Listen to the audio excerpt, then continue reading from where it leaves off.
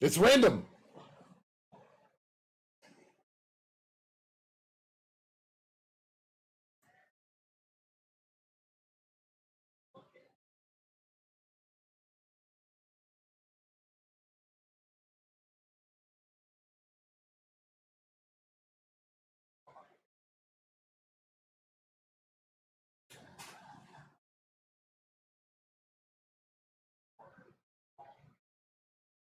Well, don't hold back. Tell us how you really feel.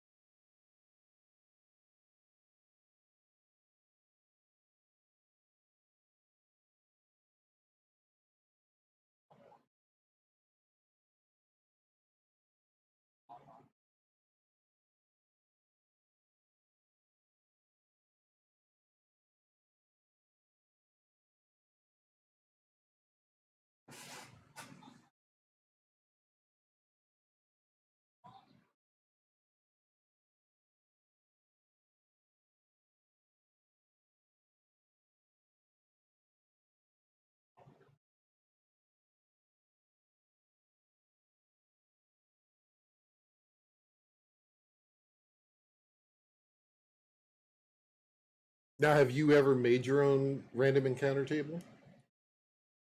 That would actually play into your storylines.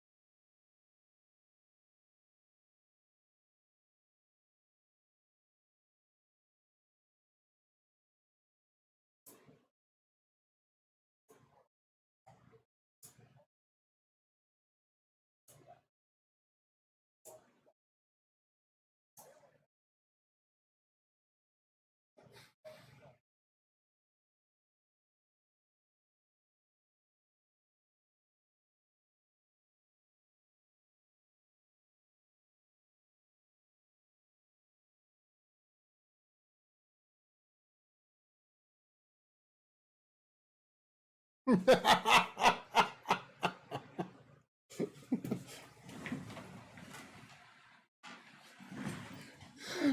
us on Mega Man where it touched you. Where it touched you.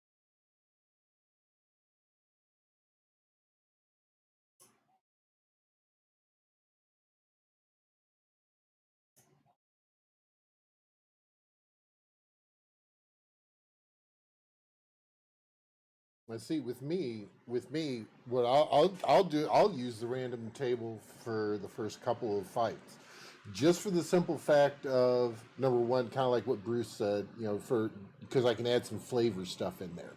The other thing that I'll do is I'll also use it so they can actually kind of learn how to, because it could be players who haven't played together before, to kind of learn how to function as a cohesive unit, and also their characters what can play off of each other.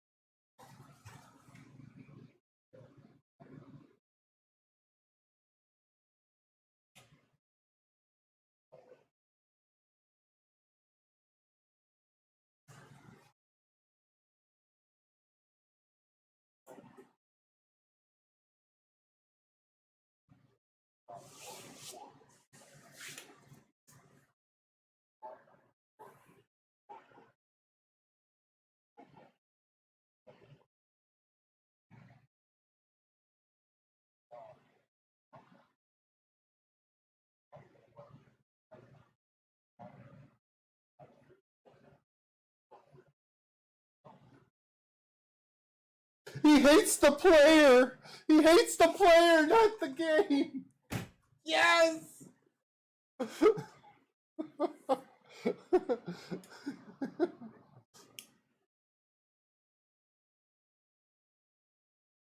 Don't hate the player, hate the game. Okay.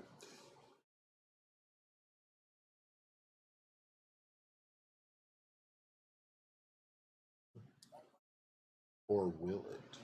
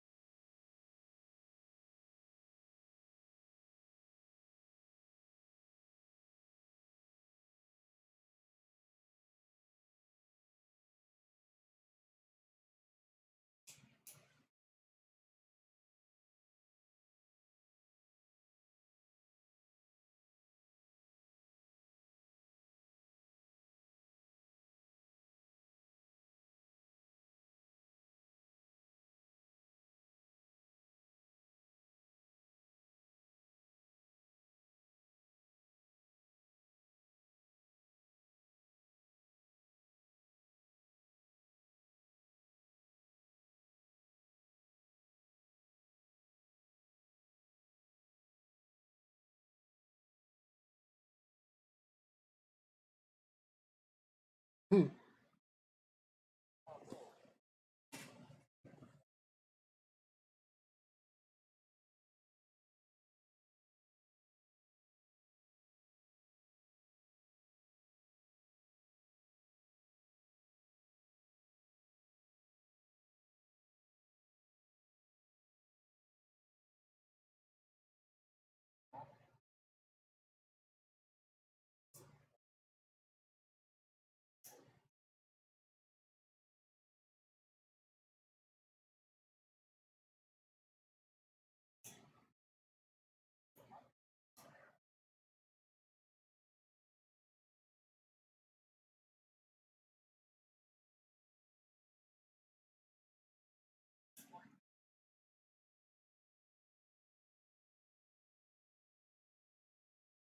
Well, I, I'm going to bring this up. Now, it depends on the GM. He may use a random encounter, but you brought up an entire thing in your rant that where oh well, you found a Holy Avenger and +4 armor.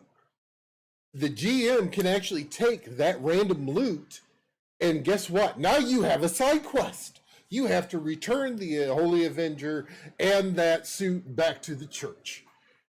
I mean, in truthfully, and that's a real boom.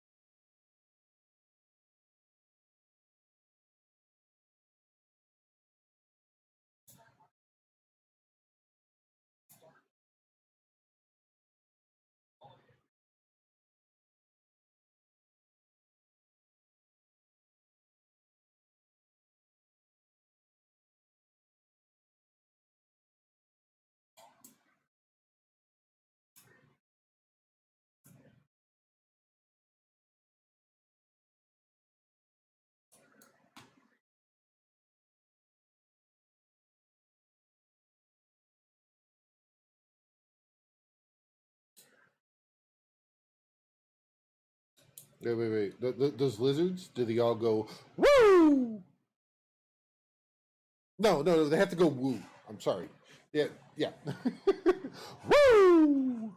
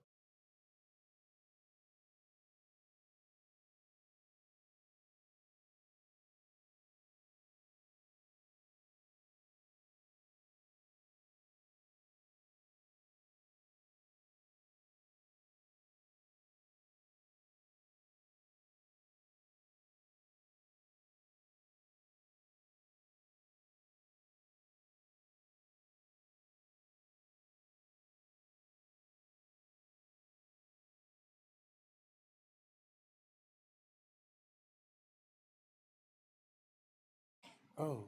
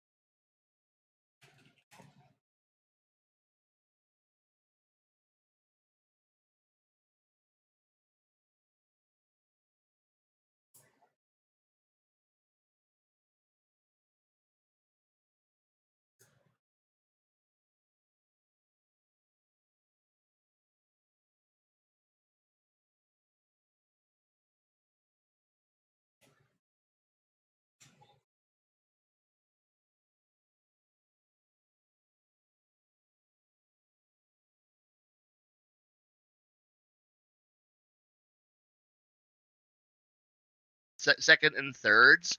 So that's how we're going to do our watch rotations. And that's literally how gaming works. And I'm just like, oh, fuck this. Okay, cool. Thank God for Magic. And I fucking hate. I fucking hate how magic is literally the answer to all problems, and which predicates the we need to have random encounters to keep things interesting while we travel. Which ultimately just devolves down to wizard cast teleport. We bypass all the bullshit because we're tired of it. Ugh, God, Blaine, what the fuck did you eat? All you've done is complain. You're rolling on D100s on that random encounter chart again. Ah, Dude, like, I have not not had a everybody good. can afford teleport, first off. That is an expensive spell in some canon campaigns, in some settings. In some games, you don't have the ability to teleport. So you have Nope. to make a 7.5 week trip cross continent on a donkey that shits and eats Mm-hmm. and has an honoriness score. And every day you got to scold your donkey and get him to march the direction you want to go and haul your bags, because otherwise you have a loose donkey and all your shit's with the donkey. Have fun Yep. going to get your donkey. Now the thing Yeah. is that your random encounter complaints, you have played and you've given too many bad GMs your precious time. Yeah. You have. And I have.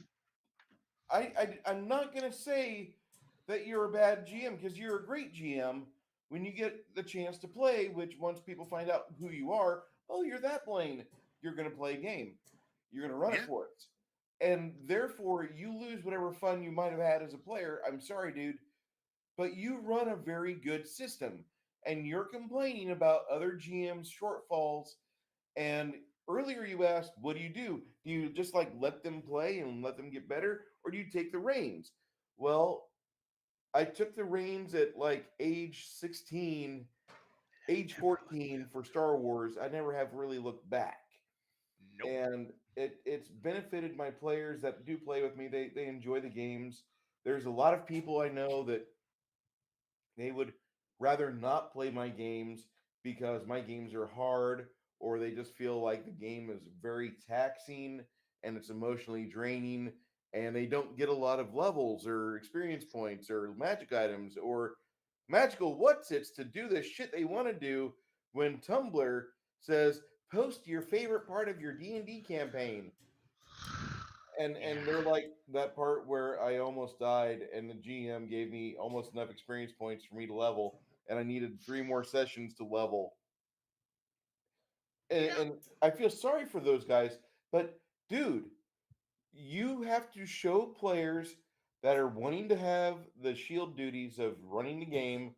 You need to pull them aside and say, "Let me show you some tips and tricks. Let me show you how I do this, and maybe Oh, you'll get it." And oh, before they have a chance to get used to the training wheels, you shove them off. I do. Because I I will admit, yeah, that is definitely what it comes down to. But I also kind of just like, look, take the hint, and they're like, no, and like, there's a lot of issues, and I understand that, and I know that's what I'm doing, and but when there's another rest of like, could you just when I have enough people in the I who are looking in the back corner, when the GM who's causing all the problems is elsewhere, and they're all going, take control back. We want to have the game again, and I'm like, I want to play too. Yeah, but this GM sucks. Well, will anyone else be GM? No. Okay. Well, I guess the call. I guess the it's time to do the job again. Blaine, And Blaine, you realize like we have 5 gaming stores here, and not all of them have a full Friday night roster of players, even though they easily could in a town of 1.3 million in the metro. So I'm going to tell you that you could live up to your potential, maybe a little bit more than what you think, but you've gotten really comfortable where you're at. You mhm. don't boot bad GMs out of the chair fast enough, no offense, because you're interested in leveling up your own character, and I can understand that. I want to play. I want to play. I want to play. I get it, but I the want to. table is suffering, and there won't be a table for much longer if you continue to not at least try to help the DM that's there. And if not, just fucking take the table away. But just text the rest of the party one night. I want to run my own game. I'll show you how to play. I'll show you how an enjoyable game is. And Oh, that might be considered dirty pool, but there's been a lot of GMs that I've hung out with that are nice people, but it'd be fucking retarded to let them have the fucking shield and the entertainment of 6 people be held captive by them. Within 3 nights of gaming, they've gotten rid of their table because everything is a needless slog. They do nothing but miserable end run fights, and they don't have a sense of purpose, nor do they have an identifiable way that they can say this campaign is great. And I remember whenever we were lower level, but no, they don't. They're just they're these poor saps that are stuck captive to bad DMs. If you've got a bad DM, fix it. Either you give him a hand and show him how he can improve his game, or you just take the table. You go play somewhere else. yeah, probably, probably. Yeah. But I just need free time to be able to actually go play it. I find another game to actually play. I have very limited time. I time to do things. So Nobody has unlimited time, dude. right, and I can't like two sessions a week. That's all I can ever manage, and those 2 sessions are going to be exclusively probably because I can't find anybody else who's able to or willing to actually GM. That's literally what it came down to is or when I show up it's going to be like I I know what I'm shooting for, but because no one else really gives two shits about what anybody else really wants, they're not going to ask what I actually want. And nor do I want to show up to the table and go, look, here's what here's my goal, and then set out the entire agenda of what I want. Because at that point, I'm being an asshole and I'm ignoring what my fellow players want.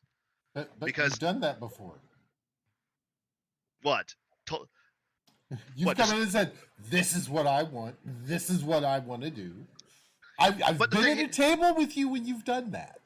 I have, but I've also grown up from those days and learned my mistakes of why that was an asshole thing to do, and I regret that I did those things now. But the thing is, I'm not going to show up to a table and go, look, here's my ultimate ambition, and then like set out like this massive document, like these are the steps of what I want to end up heading towards, because that's an asshole move.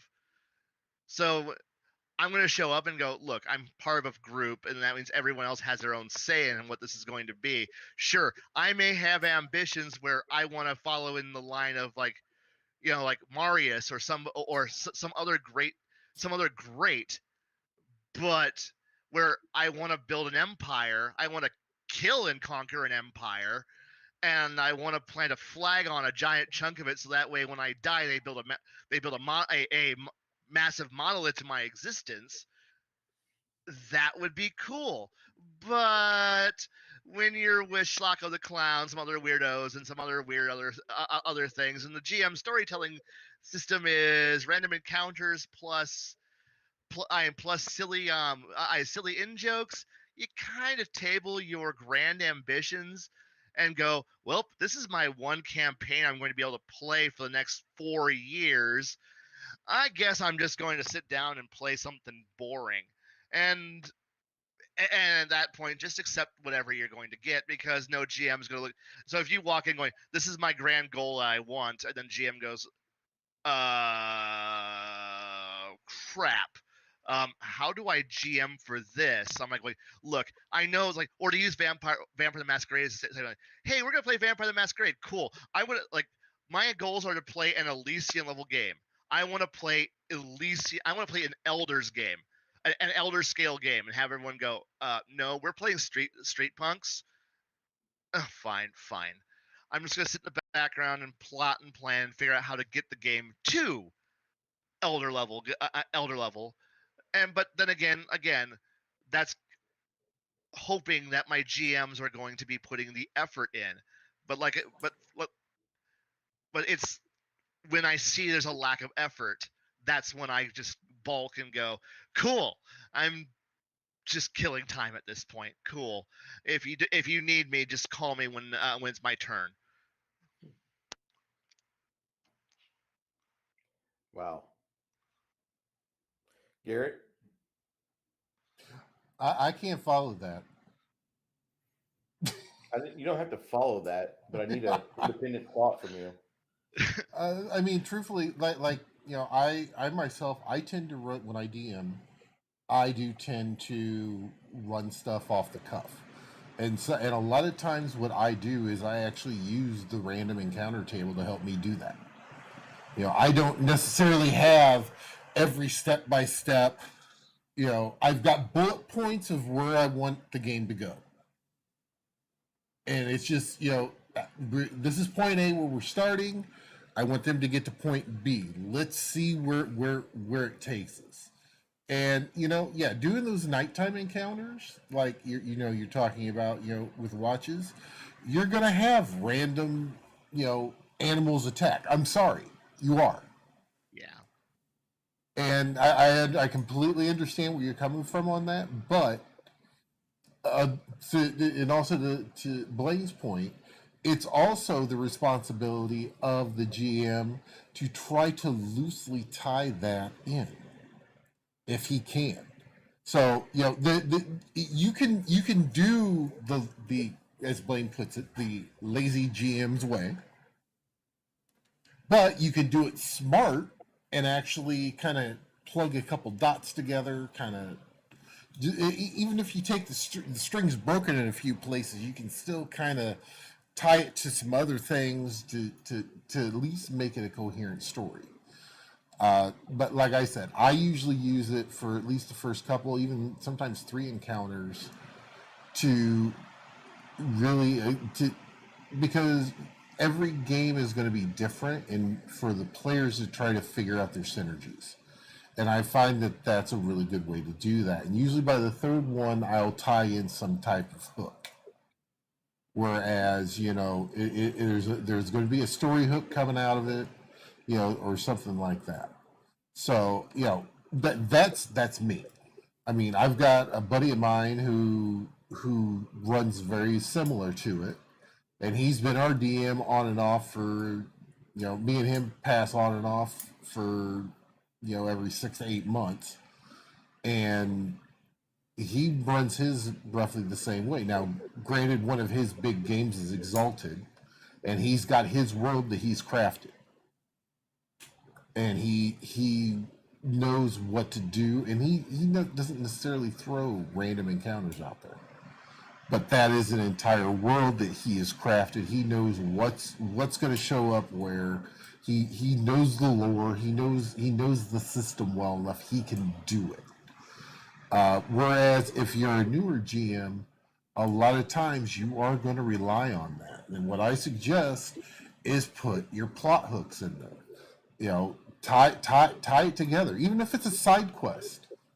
A side quest where they can go off and do something else that will bring them back around to your main quest. Like I said before, using Blaine's example of finding that armor in that Holy Avenger.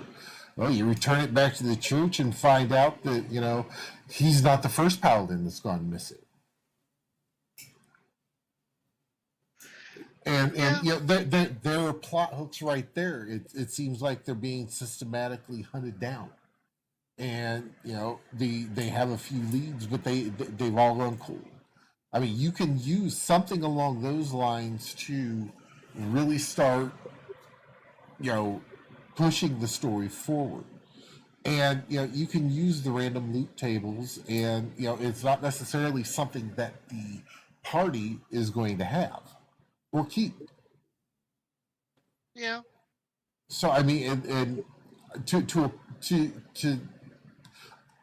no, I agree. There are some DMs out there who are lazy, but there are also some DMs out there who don't know better. This is the way that they were taught how to DM or how they found a DM. This is the way. Yeah, it is the way. And sometimes they need someone else who has DM'd before to pull them to the side and go, hey. And even you can even help them. Yes, you're in the game, but then remember, you've got player knowledge and your character knowledge. And make sure that you tell them strictly, anything that you help me with is your player knowledge. Your character won't know anything about this. No, Yeah. the GM won't let the player find out what the heroes did. Right. I just need to find better GMs. That's literally what it comes down to. But that's not going to happen for a while. So, because I have not been exactly what I call overwhelmed by when I meet other people in the wild. So,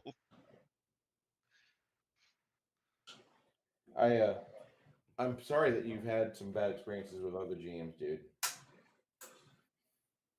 I really am. I mean, it's understandable, but I need you. If you're going to be in a position, especially where you're mentoring kids, just don't even offer up the DM shield at the start of the game. I know you want to play, take it, run with it, make it your bitch, make the game your bitch. Okay, Blaine. yes. On the at where did the bad GM touch you? Ewoks, logs from the side. Oh, sorry, hungry Ewok. Also, not an AT-AT, ATST. My brain, my brain is fried. I was on vacation for 2 weeks, then they threw me into the office, and I've been dealing with newbies and everything else. It's just been, it's been a struggle. Struggle's real. All right, so, but now you said that you've crafted some of your own tables. Yes. Now with those tables, how did you go about crafting them? Because I think that might actually help. If we can actually give some insights, if you're crafting your own, on how you can avoid some of the pitfalls that have upset you. In essence, when I did craft my own tables, I literally went through and I had, thanks to being the forever GM, I do have several notebooks that are just full of NPCs, just leveled up characters. Because I firmly believe that the biggest monsters in my worlds tend to be other humanoids. So you're going to encounter about half the time other people who have weapons and skills and armors and other stuff like that. So I just go through my book and I encounter it's my books and I build up. Okay, they're going to be in an Imperial military garrison. I'm going to here's what I think will be in this area. So therefore, if they trigger an alarm, I can go through and say, okay, there's going to be like a D6 stormtroopers are going to show up, and they're going to be I led by a commander. And if I get too many, I can roll. A captain will show up. There's a commander who's also out there, and I can actually roll out the entire encounter. And if things escalate too much out in certain areas, a war wagon with a ballista might show up, or some other I've got my encounter set up for the idea of what's in that region and what's going to be tailored to that section. So therefore, that's why when I opened this entire rant in the first place, I said there's just not a good chart that you can just look at and go, okay, this is a wooded area. This is a wooded biome. This is an urban area. I want to have a theme of my table being tailored to, well, you're engaging the underworld. Here's some thieves. Here's some thugs. Here's some gangsters. Have the encounter, that chart tailored more towards being, well, you're dealing with smugglers. You might, have pissed off that one guy who has the elite guard. You don't know this. I didn't know it, but hey, look. So you're suddenly you might you're out there with your little your crack team of fellow adventurers. Your kill team goes out there and unfortunately stumbles into there's an elite guard who's just like they could be talked down, they could be handled reasonably, or mm, arrows and some blood gets spilled, and there's some bodies on the ground. Could be yours, could be them, probably them. Your heroes, but dice I have a say in this, and but you don't have charts like that. You don't have a chart that's geared towards the King's Guard. You don't have a chart geared towards the underworld. You don't have a chart geared towards this is the I know this is the merchant guild who's you pissed off. You don't have a chart that's more geared towards forests, plains, jungles. Screw aquatics because there's nothing anything good in that chart. Mountain ranges. It's just simply okay. This is the biome they live in, and this is a CR encounter that's of appropriate level. And good luck. And it puts the bias on and the heavy lifting on, like, and the heavy lifting should always be on GM, but it does either they put no effort and you just get a fight, or they got to figure out how to weave that in there. But if I take the time and actually have built my own encounters, well, I now know why there is a guild, a thieves guild enforcer in the area, why there is a thieves guild captain in the area, because well, you're fucking with the thieves guild territory. Of course that's what you're going to be dealing with. Oh hey, you screwed up with I with the with one of the merchant guilds. Well shit, now you got to deal with their mercenaries. My tables will reflect the fact that you're in that environment, but you don't get tables like that. You just get random tables that just are just going to take the random trash that's this is just an example. I don't use this book, but oh hey look, all I got to work with is this piece of crud book here, and now I gotta figure out how to stitch that stuff into it. And it's just like eh. And yeah, that's what it comes down to. Yeah. I really What about feel you, sorry Bruce? for you. Say again. What about you, Bruce? Do you set your own random encounters, or do you actually use ones from the books, or how do you normally do it? It really depends what I'm running. Shadzard sent me a link. I want to take a look at this real quick because it's a time travel back to years ago. All right. Characteristics of random encounter tables. All monster encounter tables have certain concepts. Before you begin creating your own tables, you have to get an idea of why we have them. Their uniqueness gives an idea of what the level's like, or what's here, the level of civilization, the degree of danger, the magical weirdness of the area. Players never see the entire table, and such tables help the DM define for himself the nature of the campaign role. The frequency, and it kind of goes into frequencies. Like a common monster you would find here 70% of the time. An uncommon monster fills the next 20%, and they're fewer in number and are more wary of outsiders. And then the rare creatures actually show up 7% of the time, and they're either powerful, normally solitary, or very refreshing, retiring player characters. With a abandon. You have the uncommon monsters that the rare encounter monsters come up 7% of the time. They're normally solitary except powerful, or very again very unique in their power band. Very rare creatures, 3% of the population. They're exotic and almost always extremely powerful. They have wandered from the normal range or magical nature such that many can possibly exist at any time in one place. Not many can possibly exist at any time in one place. My bad.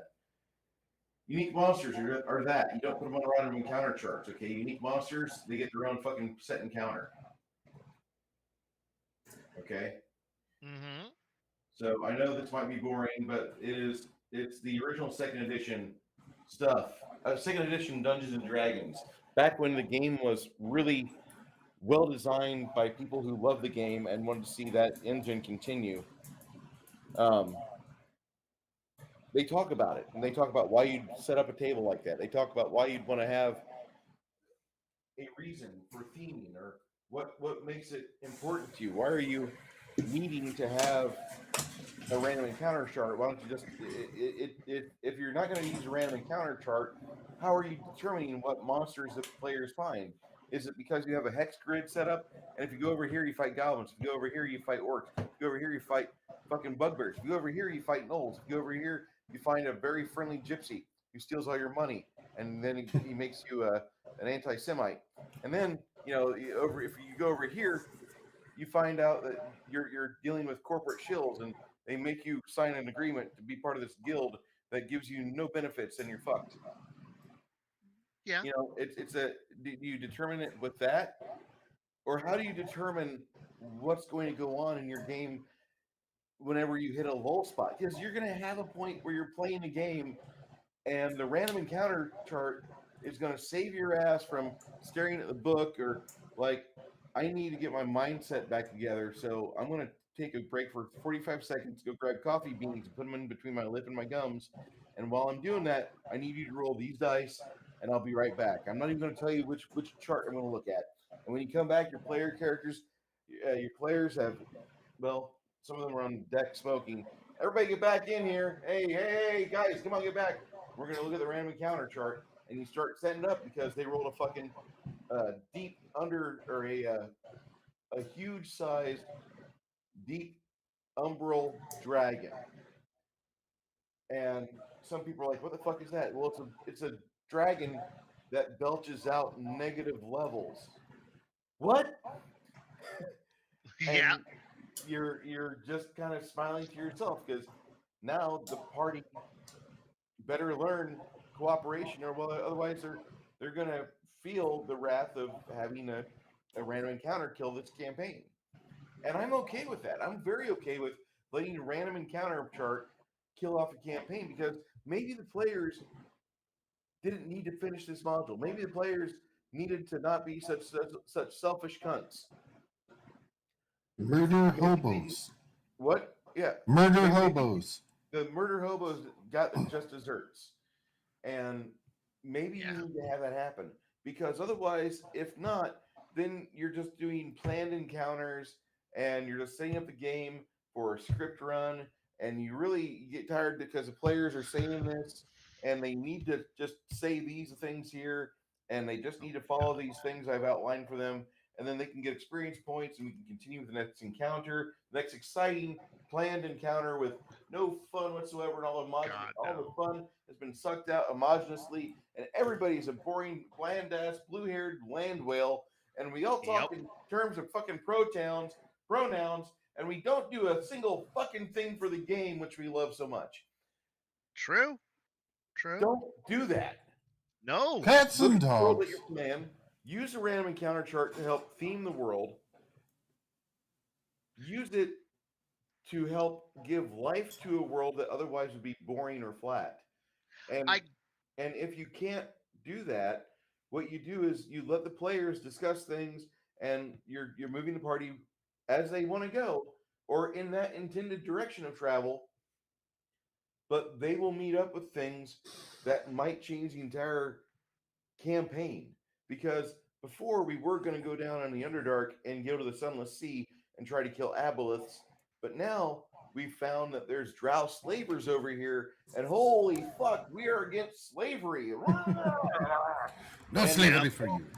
We've got to go kill slavers, and fuck, it's against the slavers campaign now, Underdark style, and we got to do that. So we're redoing the entire campaign, and the players are showing me on the map where they want to go, but when they do it, they're not showing me on the campaign map where I have everything prepared. Instead, the players are putting another paper next to the map and saying, we want to go over here. Spot, where and the thing is, haven't detailed it yet. And so you've got to do that. And a random encounter chart will show you how you can keep your game on track how to keep the theming available, and maybe the players do explore over here this other place of business or these other few hundred miles of wilderness, and maybe they get a level or two and can actually be a viable combat threat. Probably not, but Probably they not. might have the ability to level up and delay their inevitable demise, because it sounds like there's too many players out there that are being led around by panty waist bird brain DMs that have no clue what the game is about. But they get upset when you argue with them or say, no, I think we need to discuss this. And they'll never show up for gatekeepers. They'll never show up for fucking table breakers. But they'll be the first ones to upload a hate click video. I can't stand these guys. Bruce is mean. Ugh. So they'll do that. But the random encounter chart helps your game. Even if it's Now, not an encounter, maybe the players see a scrap of paper flitting through the hallway, or maybe the characters see that there's an item on sale, or maybe you just have a fucking subscription to Creighton Broadhurst at Raging Swan Press. Here's a plug for you, Creighton. Creighton puts together things like items you would find in a dead cleric's pockets. There's 20 fucking discoveries you can make when you search the corpse. What is it that he's got in his jacket? And you have 20 different things. And because Creighton Broadhurst is one of the best fucking D&D or fantasy tabletoppers out there that runs and writes very well, and thank God he hasn't decided to write fiction, otherwise I'd be fucked. He writes a campaign snippets, just little things like $3 packet that you get, and it's maybe 1,000 words. But he has so much packed into those 1,000 words that you start to rethink your campaign, because yeah, maybe you've been filling it in for the past 20 years and you need to give your players more. Because within 3 sentences, Creighton Broadhurst has shown you that there's an item inside a cleric's fucking overcoat that might give another 5 to 7 nights of gaming as the players try to find who this picture is, or what is the significance of this invoice, what is going on with this key. And now, you have so much. So random encounter tables are not to be angry at. You, whenever you have a bad DM that just goes on autopilot mode and says, I'm going to run Knives in the Dark because the system runs itself, you stand right the fuck up and leave. yeah, There's other tables out there. There's other GMs that want to get their experience of learning how to have a master player like you at their table and have you help shape their way of interpreting the game to others. and So find somebody that's willing to work with you and have a good compromise, but don't make concessions. Okay, there's a difference between compromises and concessions. A compromise is, well, I've ran the game for about 25 years, and I was told by my other friends that they wanted me to run the game because they love it when I run, because they have a 4-year campaign plan on how their characters will evolve when Blaine runs. But little Timmy's never ran before, and he's got a lot of neat ideas, and he's youthful and he's exuberant, and he's got a zest for the game that I've lost after 3 decades of running it. So I want Timmy to run, and if Timmy has questions, I'll help him out. But I'm not going to run the game for him. I'm going to show him what I do, what I put together, and the small 5-6 pages that I go through for my campaign notes. And what is really important is to make sure you're looking at your players and you have an eye contact and nobody's staring at their phone, but instead everybody's talking to each other and trying to work things out to where we can all like possibly have the least amount of financial ruin come to our player characters before we endeavor on this 7-week trip across the continent. And you could do that. yeah, I don't mean to. I'm not trying to harp on you, and you I know that. know. I really appreciate that. Yeah. I got delivered a package. What'd you get? I Hot don't Pocket? know. No. Oh. There's a seal. Oh. So Okay. I'm gonna pop the seal. What Okay. is this? Okay. Show it. Whatever it This is. is my wife. My wife just came home and she handed me that, and friends of ours got reindeer stuff, and yeah. Rocks. Cool. I got a rock. Ooh. Ooh. Dice. Ooh, Cool. pretty dice. What'd you get? Oh. Oh. I think Garrett's gonna come. Shiny I do believe so. Maverick. Shiny Click Mavericks. She actually made these. The Nice. my friend's girlfriend has been getting into dice making, so yeah. She Best friend's girlfriend. yeah. Nice. That come He's a on. pretty die. There we go. That's pretty. And Just I think we might have killed our audience, but I really think that random encounter. You know what? They'll tables watch it. They'll They'll watch watch it on the on the replay. So it. Yeah. and Shazar, that's part of the fun though. It's the contest between the players who don't want to be broke and the GM who wants you to be broke. So it's the whole I want money, you can't have money, and that's a fun interplay. So you kind of want to keep trying that. So Hey, TW. and handmade and weighted dice, when they're done right, they're fun. And I guess to get back on the topic a little bit is that I'll admit I have used them for similar things for the random thing found in pocket, and then but I guess I'm a little on the wrong side of things here on. And yes, I'm sorry, I'm insanity. I do have I do have insanity, and I apologize for it if it scares everybody else off. So maybe I'm not the best person to be on this if I just keep scaring everybody off. I would disagree.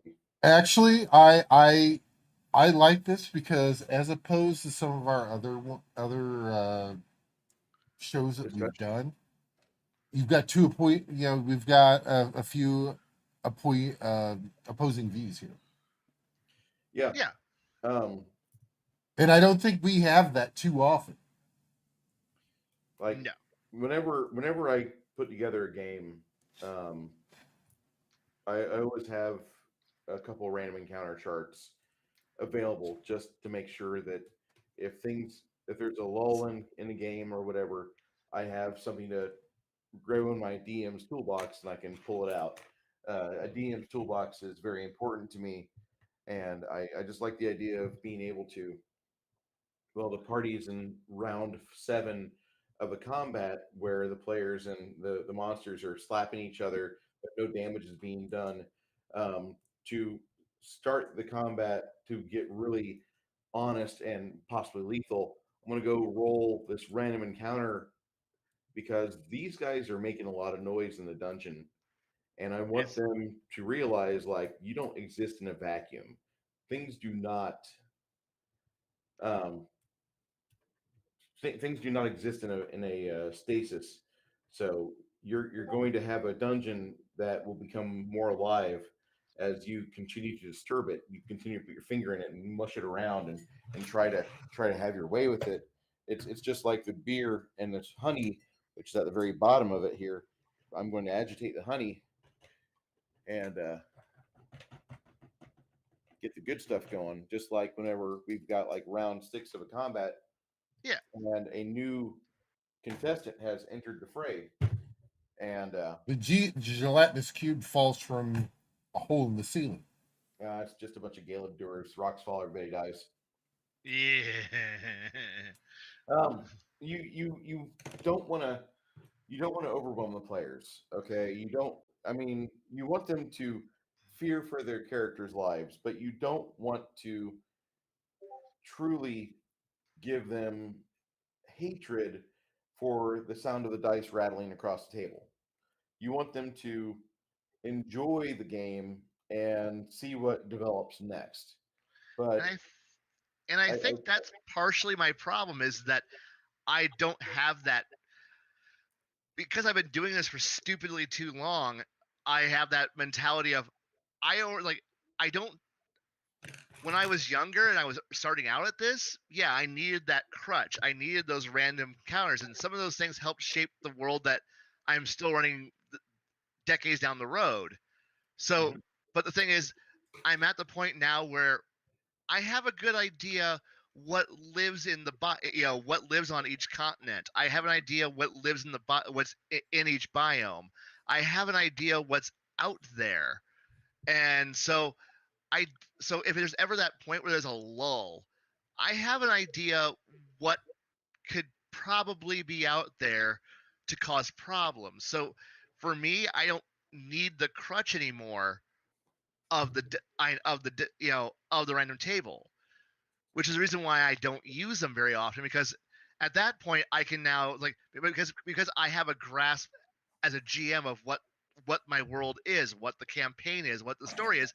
I can throw a regional location appropriate encounter together off the top of my head, or with some notes that will lead to a not great encounter but an interesting encounter, or at least enough to be able to get the story, to poke the players, to prod them to go. Sure, I might use a random loot table just because, you know, hey, somebody might have, a really cool locket, and the party might go, it's worth 5 gold pieces, and sell it. Or someone latches onto it and goes, hey, it's cool, and now we're going to run with that, and that suddenly gives me, me a little, like, so it does come down to the appropriate use of a table at the right time, in the right measures. It's just, it's that determination that comes down to it. And I don't and to be all brutally honest, every game is GM fiat, and the less, because Whoa. you're the ref. And so your fiat, when you roll that table, when you roll on that table behind the thing, unless you're one of those people, unless you are so mechanically detached, you you're gonna roll, like, you roll and go, well, it says there's 12 void worms about ready to attack us. Yeah, I don't think the Are they party really can ready handle to 12 attack you? void worms. Are they Well, really ready that's to attack you? yeah, and then suddenly that's GM fiat. You're like, no, I'm gonna re-roll. Well, that's just as much.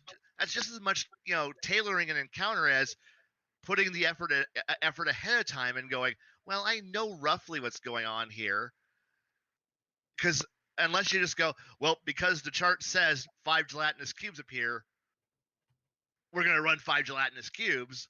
Or you're out in the woods, 12 wolves attack you. Why? Chart said 12 wolves are attacking you. You go. You have to deal with it. And some people like that randomness. I don't. And I'll admit it. So that infects my play style. I like a bit more. Sure, the players get to make the hard decision of where they're going, and then I can adapt from there. So it's and then so it's I they they push. There's a response. They respond to what I do, and then it builds out from there, and it gains momentum. But when it's hard to build momentum when suddenly the course changes immensely in a weird direction thanks to a table. So my hatred really just stems down to unrestricted use. Like, in small amounts, and the right poke can do wonders. But the problem is that too many just take that little poke, and then that becomes their only crutch. That's the stick they depend on, and that's where it burns me, to the point where I have my distinct, like, just like automated response, where it's just like a knee jerk reaction, where it's just like, oh, nope, nope, nope.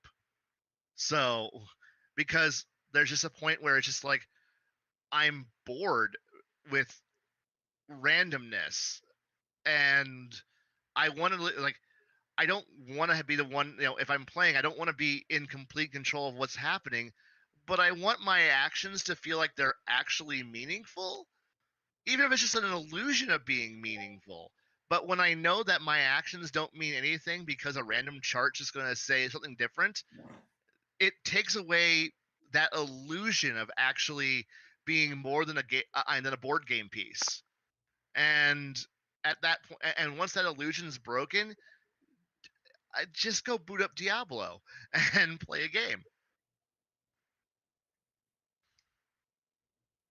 See, I don't think the game is ran by random encounter charts. I think the game is is part player agency, and here goes the emails now. Part player agency and part set series of events dictated by the GM or DM or storyteller or referee. I think the game completely depends upon both the players and the dungeon master, to where you guys have to agree you're going to have a narrative. And there's going to be a time where sometimes the story will take an unpleasant turn and players might die. Yeah. But you're going to be making the game as fun for them as you can within the boundaries of the rule set of the game, because you don't want to just be like, oh, fuck these rules and just live anarchistically, because you're going to be up for very much a lot of disappointment. The rules are there to help you. The tools that they put in the books, the random encounters, are there to assist you, but they're not meant to be a crutch. They're meant to be something that when you're needing to help pick up the game, or maybe the players need to go take a 5-minute break, smoke some cigarettes, come back, and when they come back, you're setting up the miniature table with the players in the center, and you're putting together the dungeon terrain or inking up the battle mat, however you look at it. But you do that, and you say you were investigating something, and all of a sudden movement starts to happen. Roll for initiative, Mm-hmm. and just do that. Just go with that. But I think that to script the entire game is almost worse than run the game by random encounter. I think that's worse, because you're forcing the players to be kited along on an adventure path that very very rarely will offer wiggle room. And really, you need to just be able to trust your players, and you need to be able to trust the tools that are with the game you play, or you need to find a different guy that sells you your favorite paraphernalia for the game. I've got Creighton Broadhurst. He does a wonderful job. Raging Swan Press is my go-to. I always have a Raging Swan Press book at my table before I run. One of them is there because they have all these neat ideas crammed between the covers of their softcover books. And if you don't know who they are, you're really missing out. In fact, I've posted in the chat before. Raging Swan Press made a 96-page or something like that free download called The Lonely Coast.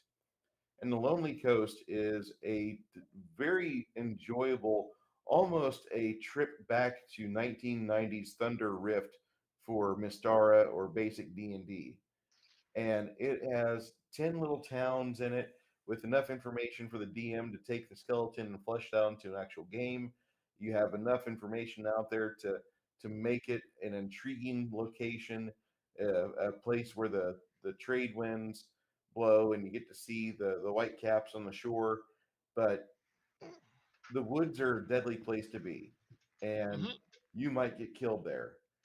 And he has mastered the art of doing game fiction to where you can read the loud text of the random encounter chart, and the players will talk about that for 20 or 30 minutes. Yeah. I You guess I just haven't found. I guess when it comes to just running anything that involves D20 plus level plus race plus class, aka anything with the word Dungeons and Dragons or a derivative, I just haven't had a good encounter with a GM who actually knows anything more than just what counts as passable. yeah.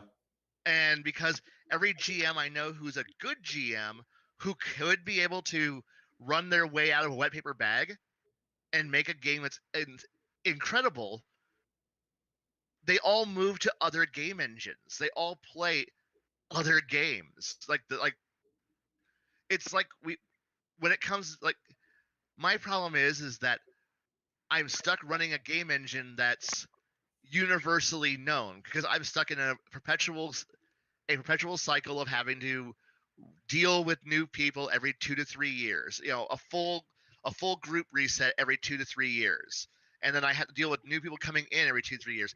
I can't just go out and say, "Hey, everybody, we're going to play Twilight 2000, or we're going to play Legend of the Five Rings, we're going to play Seven Seas, or we're going to play Shadowrun."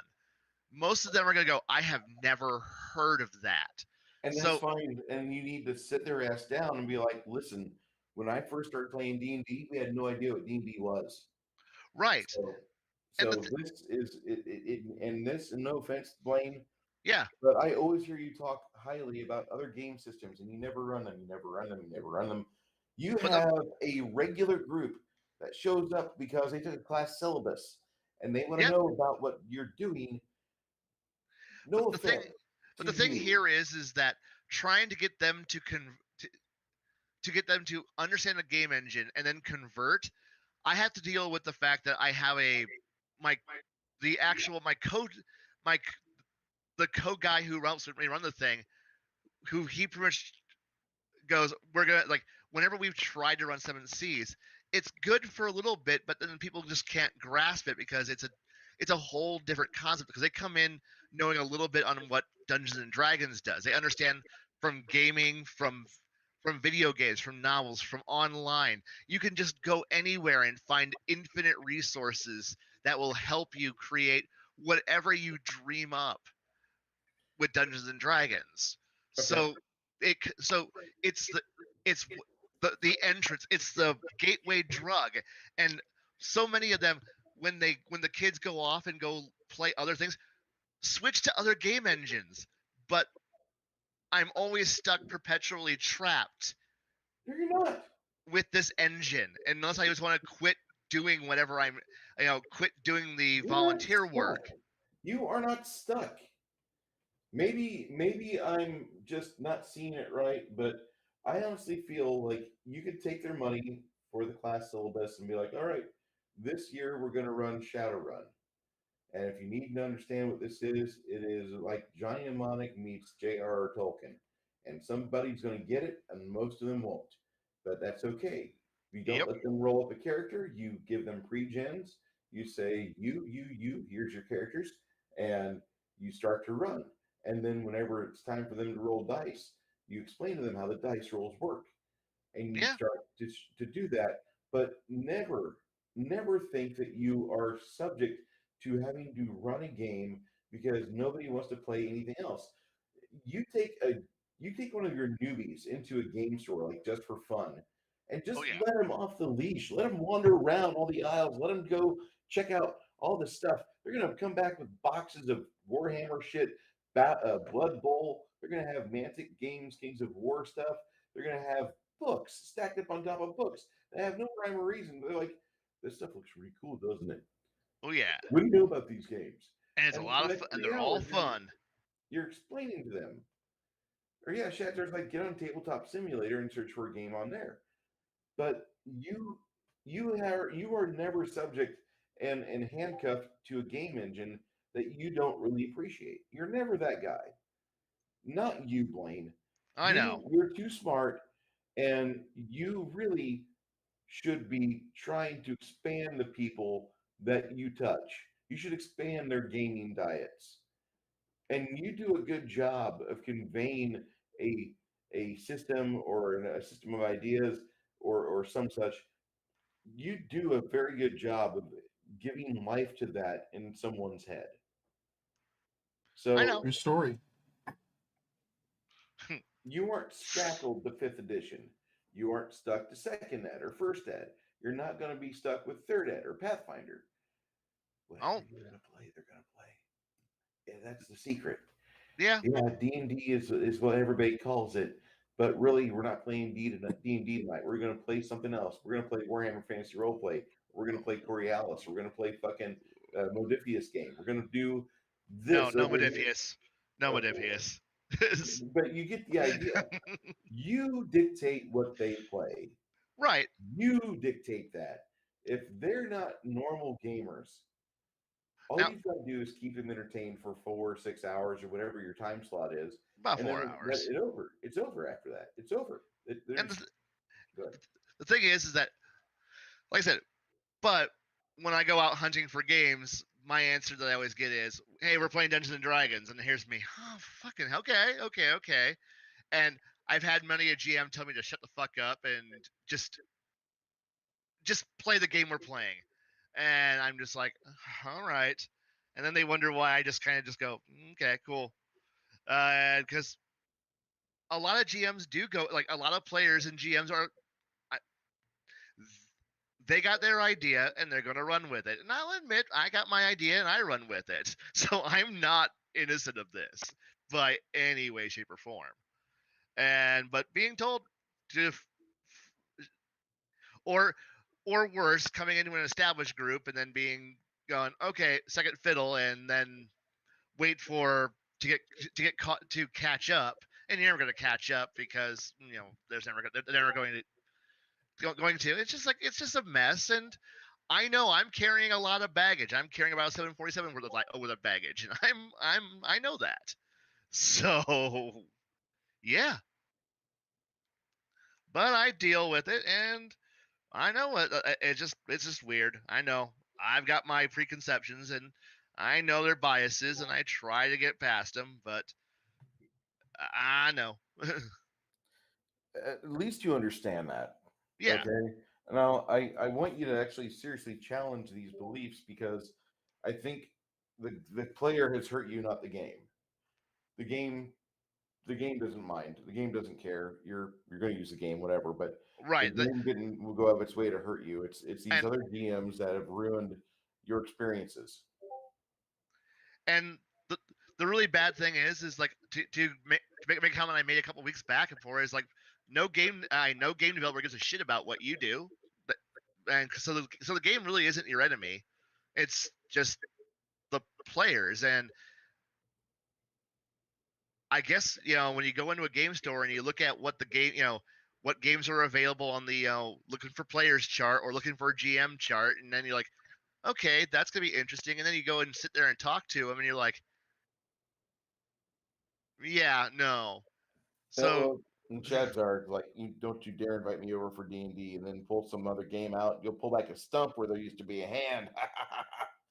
I understand, and Shadzar, too many people are like you who I encounter, where it's like, hey, does anybody want to play with the? Oh, no, we're playing this, and I'm like, okay, I go. Like it's like I had one player. He was a really good storyteller. Like really good World of Darkness player, and he came back. He came in to visit from Seattle one day, and he's like, "So what are you running?" Well, I'm getting ready to run my game tomorrow, and he's like, "Is it Dungeons and Dragons?" Yep. He goes, "Give me a second," and then he can literally just vomit a character out. He goes, "It's Dungeons and Dragons. There's literally no thought to this," and like, what level are they? What's their gear level? What's the wealth level? This, blah, here you go. I got a character done, and I'm like, God, is this? Are we? And I look, and the two of us were just sitting there, with, drinking beer, going, "Are we literally both this at this level of detachment from actually enjoying this that we can literally just vomit out mindlessly a functional character in less than 5 minutes?" Yeah, God, we suck. Get another beer out, and then that's literally what it comes down to. Which kind of actually like it's both awesome that most of us have system mastery at that point to be able to do that, and then it's like if we spending any time theory crowding, it's like we want to do something that's a little off the norm but still be functional. And I guess that's just it. It's like, and but at that point we're not thinking like we're playing, we're just thinking about it in pure mechanical terms rather than anything that could be actually enjoyable. I think that's the right term, enjoyable. And like I said, I know that's baggage from me having enough bad GMs to the point where I can tell a bad one coming pretty fast. And I gotta make it through the rest of the session before I walk out. because I don't want to leave a bad impression of, well, this player just leaves in the middle of sessions, which, I could do, and that's not friendly. That's not going to produce a conducive environment. Though, by God, I'm going to underscore that I undermine them later, but try to do it in a peaceful, nice way that doesn't ruin their entire group, or just find something better to do with my time elsewhere.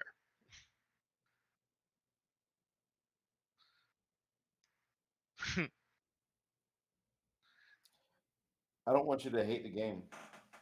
And I've honestly I like gaming. I just walking into a gaming store, I can tell by who's talking if I want to be in their group or not within minutes of first contact. And usually the people who I want to game with have full tables and aren't looking for new players. So, and the people who have open spots tend to have reasons why they have open spots. And that's usually like a red flag on like the why do you need players? Well, I have like 3 players walk out on me, but I still want a GM. Oh, fuck. All right. Let's make it 4. What was that? Let's make it 4. Yeah. This has been the most unusual stream we've ever done. Yeah. It started out with a rant, and now we're just here.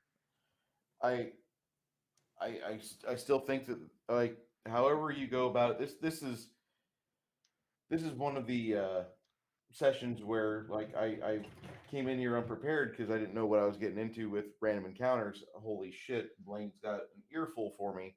I'm sorry. And it's fine, but like, I don't think the problem you're having with this is at all the game. I think it's some of the players you've got, and you just said there are some players you can tell when you walk into a game store, like, you want them at your table. No, yes, maybe this one over here, and you have that. You're like, I wouldn't mind these 3 people, and you go through that in your head, and so you swap numbers, you get the contact information, and whenever they do have available free time, you guys can play together. Maybe a year or 2 from now. Hobbies like this is why we get together for socialization, and it's fun, but sometimes you have to wait to get people to your table. Garrett and I met up at a good time to where we actually had a junction where we could, like, immediately start to get to know each other, start gaming, start running for our friends. And you came along in 2009. You came over to the house, and I wanted to have you as part of my regular group, Blaine. Maybe you would see the way I run, and maybe you'd realize that I'm not really that talented of a DM, or maybe I'm a great DM, but you would at least enjoy yourself. Honestly, for me, it just comes down. I just want more reasons to be focused and engaged by a game, rather than feeling detached to the point where I want to do anything else besides focus on the game. Because bad GMs who use crutches badly because of the social contract, I don't want to just walk out on my friends or walk out like now some rando I see at a convention who runs the world's worst game in the universe. Oh yeah, fuck it, walk it. Just gonna walk.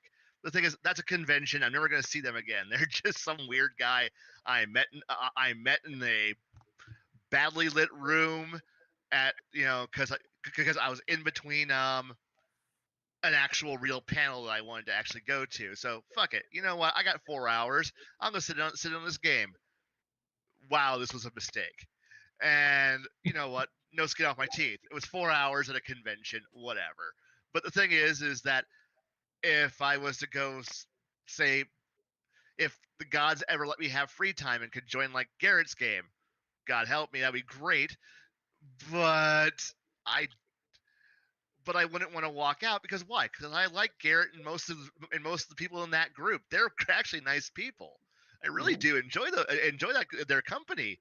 The problem is time. But if I had a bad moment, I would feel comfortable to talk to them. But if I would say I went to like just for fun and some weird people there, and I'm like, shit, do I go in there and say, look, I have a pretty decent grasp of several major concepts and would like to explore these things, and then I get, no, we're here to do this random thing. I'm like, okay, cool. I'm here. Do you need me to do anything? No, you're fine. Okay, cool. Bye. I think there's some more things that we could find out about Blaine that would explain a lot more of why he rants so well. PTSD, severe levels of PTSD. Okay. Okay. Um, I'm just taking notes for a dating profile in about 5-10 years. Because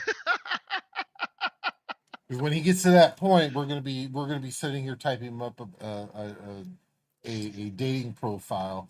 So chicks will swipe. It's going to be all nerds and everything. Only gamers, and that's going to be the name of it. Only gamers, and then they'll have to swipe and double tap and do all kinds of weird up down left right. They got to do codes to yes, and yes, this is what it. And look how red his face is. His face is redder than my hair. Oh my god. your DM sucks. Change my mind. That's all I would do. I would totally just superimpose his face or Photoshop it on top of Crowder and Photoshop that whiteboard he's got underneath it. Your DM sucks. Change my mind. And just go with that.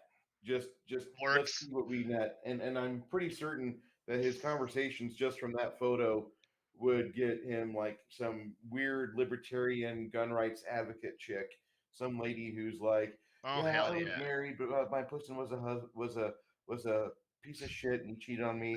But I've got the NRA card at home, and we're going to a shoot next week. And I really want to get back into some Warhammer Quest and hell, D&D if I could get into it. And you're just you were on board because she has tits until she said Warhammer Quest. You're like, God damn it! You're like, Pretty much. I wanted to play a game, not be a board gamer. Fuck. So you were, as Blaine was saying, There's yeah, there's That would four. be the moment. cat people loud. There is four miniatures there that are going to have to be re-glued and repainted now. Yeah, I know. That's Sorry. the breaks. Subtitled No Cat People Allowed. Gamer girls pushing their OnlyFans. Dog website dating only gamers. Expect only to find dogs you're looking for. Oh I god. can't see. I can't say that because I play BattleTech, which is like the supreme crunchy, horrible, slow war game. So if I want wargaming, I got wargame. I got slow wargaming here. All right. So, somebody page in Max here. They're gonna go fawn over. Gonna have their bromance over BattleTech. I love the Innersphere. Oh, I'm a clan person. Oh fuck no! The best part about that game is that nobody's perfect, nobody's right. Everyone commits war crimes because somewhere it's war crime o'clock. We're just gonna nuke somebody. Why? Because we hate everybody, and there's no good guys. Everyone's evil. Just Everybody's evil. and as long as your check don't bounce, it don't fucking matter. Yeah, and Travis is right. The BattleTech PC game is pretty good. It reminded me of Quake. Yeah. The new BattleTech game was reminding me of Quake really fiercely. It was Oh good. gosh, yes. Um, Rogue Tech is the best way to play. I'm kind of tapped as far as like talking about yeah. random encounters. I mean, Yeah. we can talk Me further too. on it, but No. I really I didn't mean to be a boring host or stream. For those few of you that are here right now, thank you for watching us all this way. Hey, this is our shortest. I think this is our shortest episode. Well, that's fine. We don't have to have Oh, a yeah. full bus 2 hours the whole time. Oh, you need a 2-hour stream. I'm unsubscribed. Look, Garrett. When you said before stream, just shake me up and point me at a direction. That's a problem. You pulled the pin on a grenade and then threw it. It bounced back. I'm sorry. No, it hit exactly where I wanted it to. Oh, good. I disagree with you so vehemently. And Blaine, you've got an open fucking slot waiting on you. This Saturday we're running a game again. Unfortunately, I'm doing know. another. I'm working eternally. I know. So that's my problem. So What time are you off?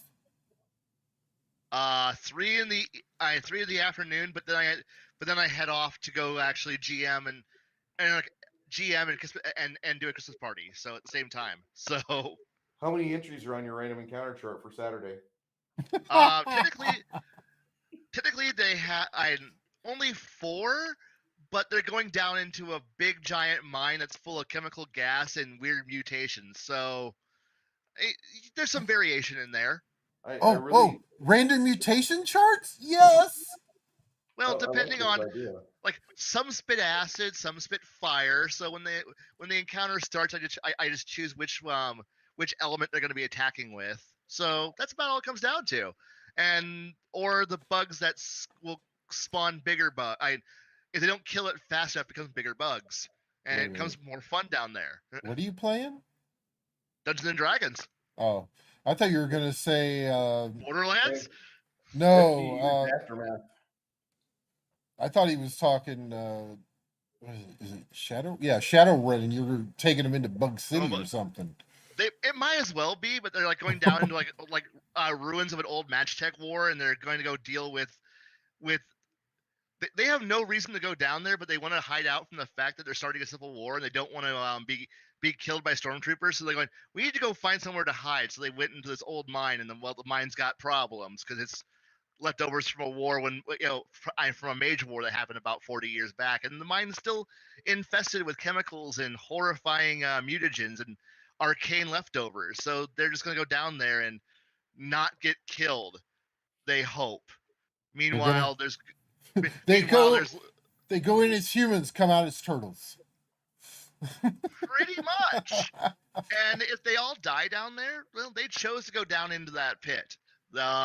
Even though like the Mad Max little barbarian core around it of just savage barbarians are like going, yeah, we don't even go down. Go down there, like, and we need gas masks to be able to not die down there. Like, and they're going, we're going down there. Why? Why would you want to go down there? I've warned you to not go down there. There's a sign that says bad shit down here. In fact, there's barbarians who are on like scaffolding with heavy crossbows shooting down into the darkness to keep whatever's down there. And you want to go down there? Yes. Okay. Cool. So Well, there's some Metamorphosis Alpha one of these days. that sounds. I don't know what it is, but it sounds fun. Think of it was the inspiration for Fallout. Okay, you sold me already. Fallout 1 or 2 or 3 or 4. Like, are you talking about good Fallout? Okay, the good Fallouts. Okay, good Fallout. Yeah, I haven't played 3, and I haven't played New Vegas, and I've not played 4, and my life is still pretty good.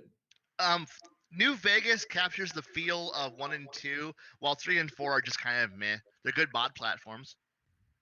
I'm all right. I don't need it. You're good. I've got to say that if I'm going to play anything like that, I'll just fire up fucking Stalker. Anyway,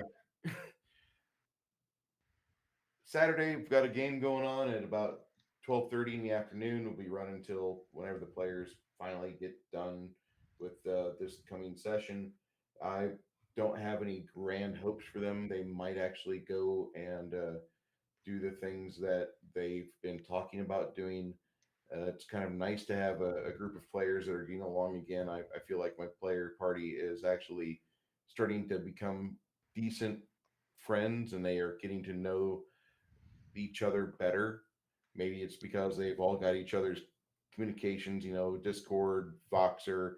Yeah. Some have their various ways of getting everybody to the knowledge they need so they can have a good communication, they can have a good conversation, and I don't have to be present for it. That's one thing I really appreciate about the new world we live in. The tech is great because everybody can correspond, and they can do their meme sharing and all that, which the memes have been great.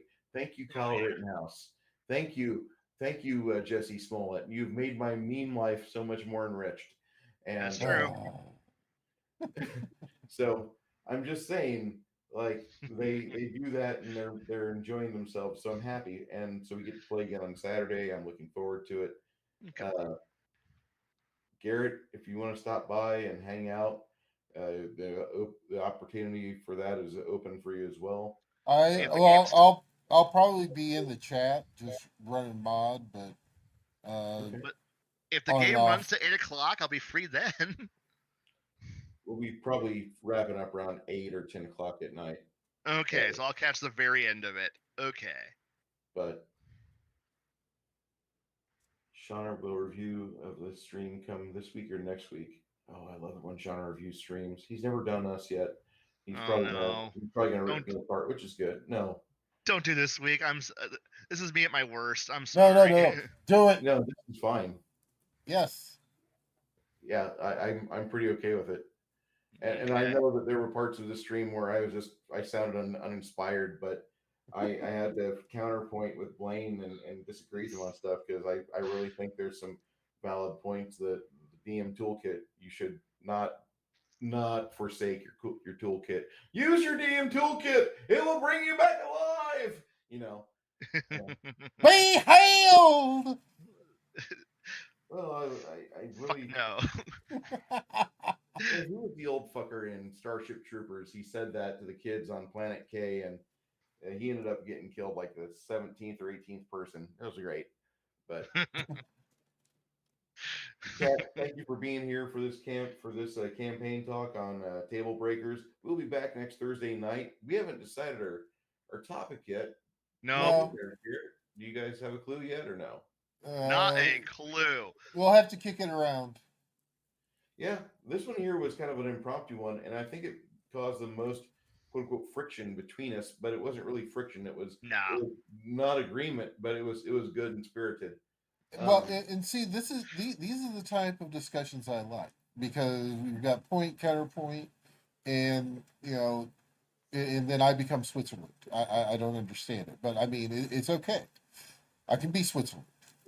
They have nice watches. Yeah. Appreciate you being in chat. Look forward to your next couple streams, bud. I'm going through his library right now. He's pretty fun to listen to, actually. Oh yeah.